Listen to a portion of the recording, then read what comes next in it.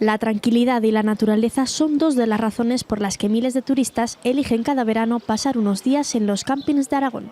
La tranquilidad, el entorno, el tema de la piscina, el que haya animación. Venimos de Alicante, entonces la diferencia es muy notoria, es decir, no tenemos este verde, ni esta humedad, ni este fresquito.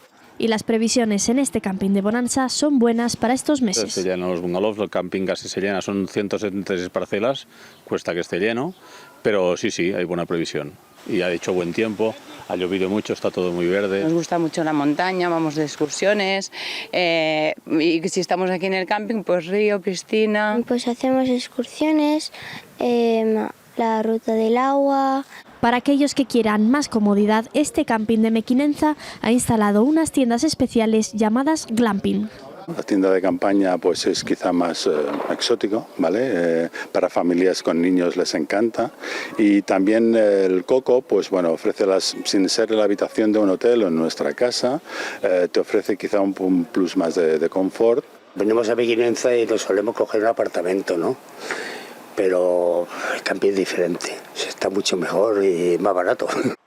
Los campings aragoneses esperan cerrar un verano con un 90% de ocupación.